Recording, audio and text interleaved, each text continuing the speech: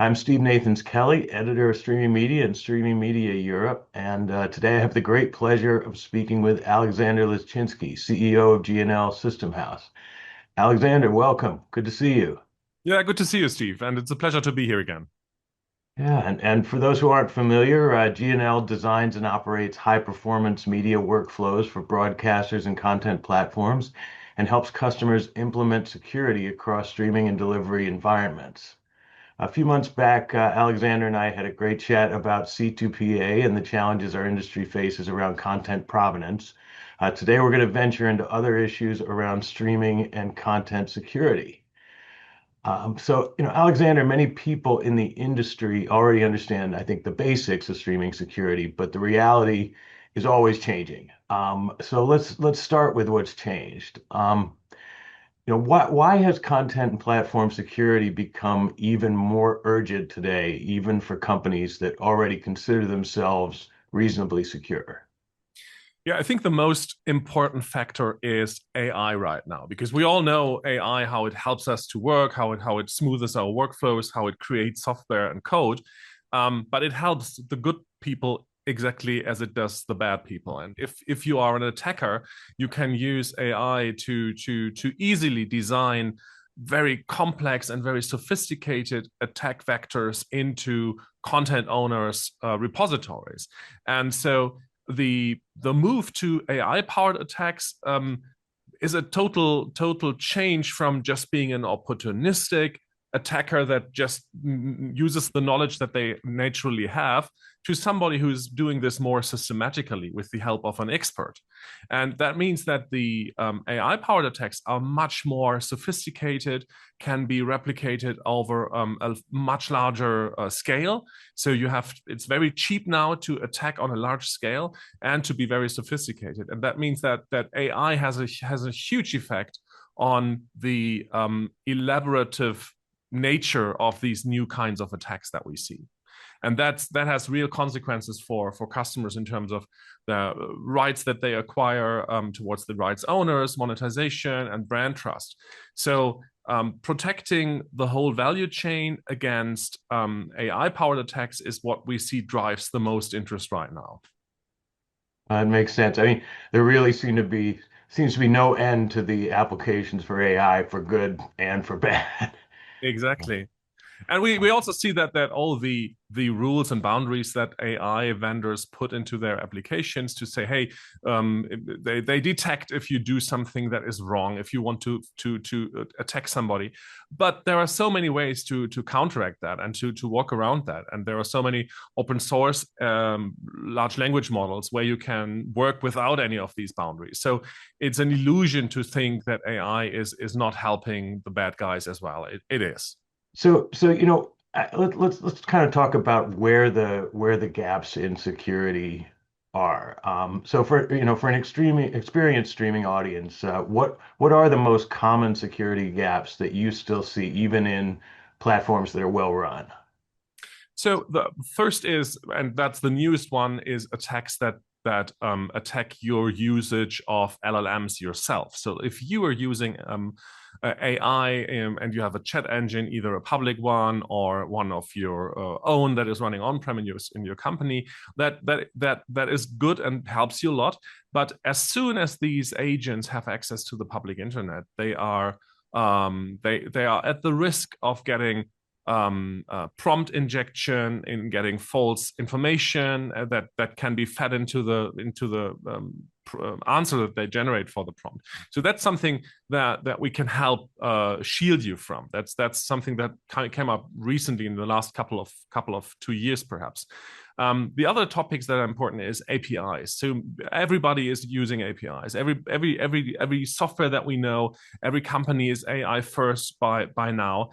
But the problem is that these APIs spawn up so quickly and often so unstructured and unified so that it's even difficult to have an inventory. If we ask customers, hey, how many APIs do you have? They say, okay, we have 5, 6, 7 APIs.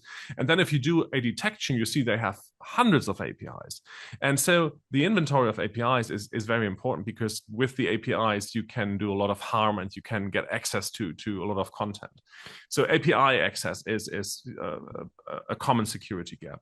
Then what we see is bot traffic.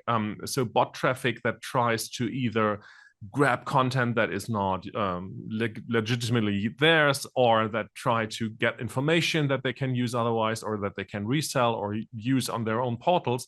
Bot traffic is a huge issue, especially because the bots get more and more sophisticated, though it's difficult to decide, is that a legitimate user, or if is that a bot that I don't want? So that is a small degree between these two, and it makes a huge difference if you can detect them.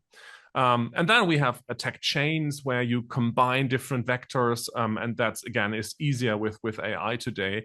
So you can take a lot of different approaches to attack content and to get access to APIs or to secured content, combine them, and then it's even more difficult to shield them off.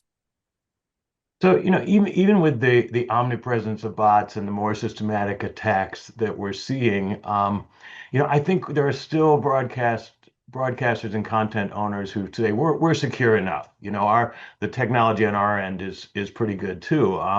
So, with broadcasters who say, we already have a firewall, DDoS protection, and good people working on it on our end, what would you say is usually still missing for them? Yeah, so of course it's important to have a firewall and all this, and this is the basic 101 of IT security, but it's based in traditional perimeter thinking. So you're thinking like you're on your castle and you have your wall and nobody comes inside. But the problem is that modern attacks don't think about these parameters as you had been in the past. So attacks usually disguise as something that is a valid request. So they walk through the gates that you provide and they do their harm, pretending they were usual requests. And that's the difficult thing. So the parameter thinking, the firewalls, is not enough. You have to have a lot more sensors around to look into behavior and into having a close look at what seems to be legitimate access traffic, but then look at the details and detect the patterns that tell you that this is a bot or this is an attacker. So a firewall alone is not enough. You need more, and you don't need to think anymore in these parameters. Let's talk a little bit about what a modern security stack would actually look like for, in streaming, without sort of rattling off a vendor checklist. What can you say about how that stack would look?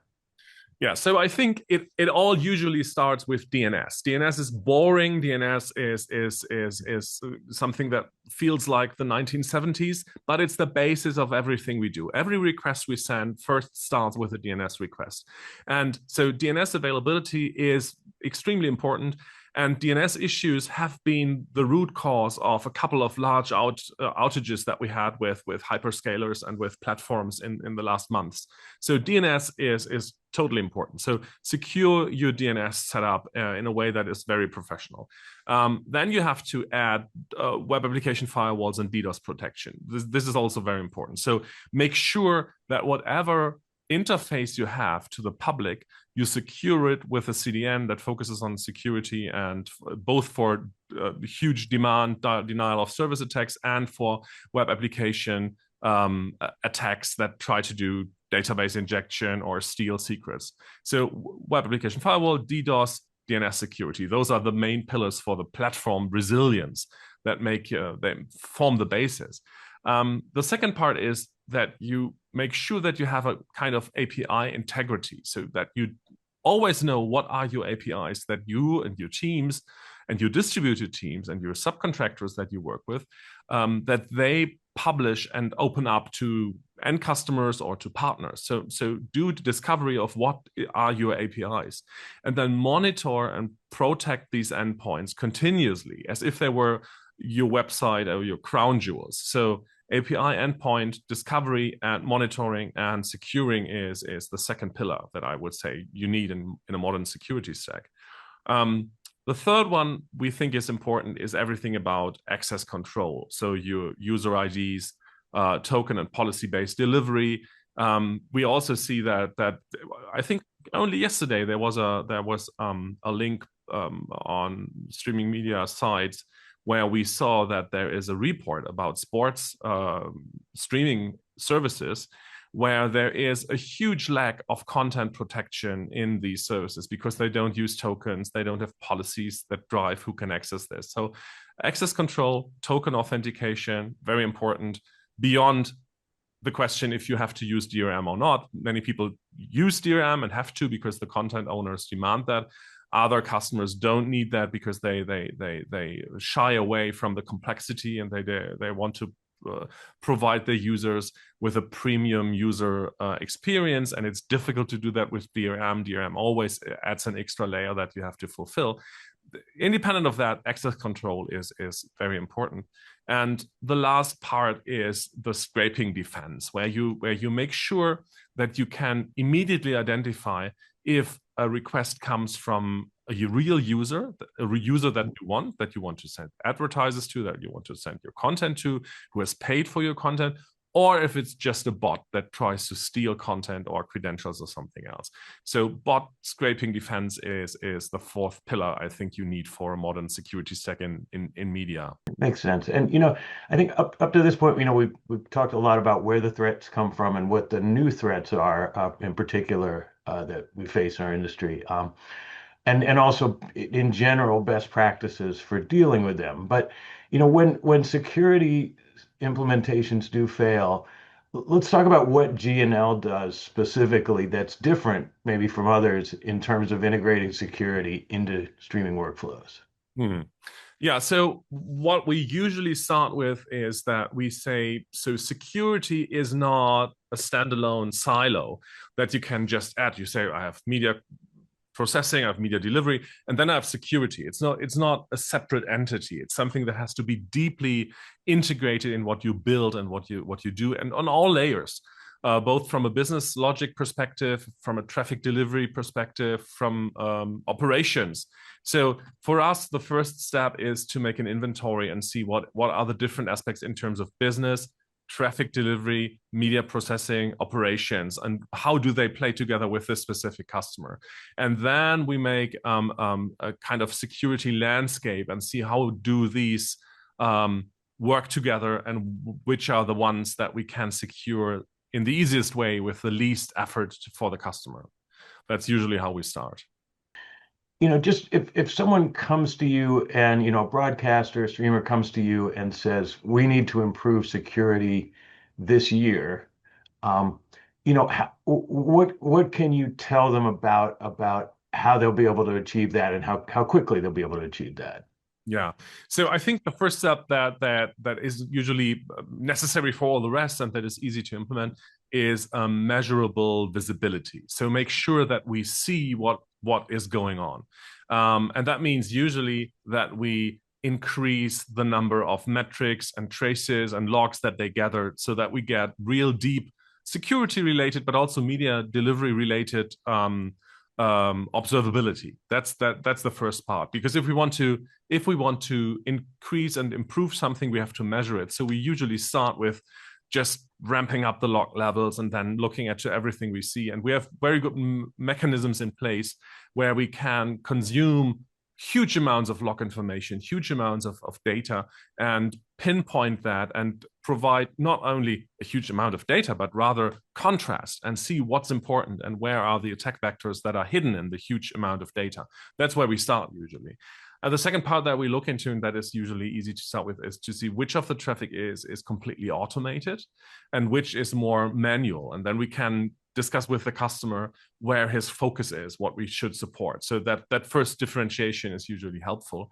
And at the same time, the angle to the APIs, we see that we usually detect a lot of unmonitored APIs with these customers, but then we should usually, we easily usually see which ones are the ones that are most important or are most prone to attacks, and then we focus on a handful to start with and not cover everything at the same time. That doesn't make sense. So just pick out a couple of high risk APIs and focus on them.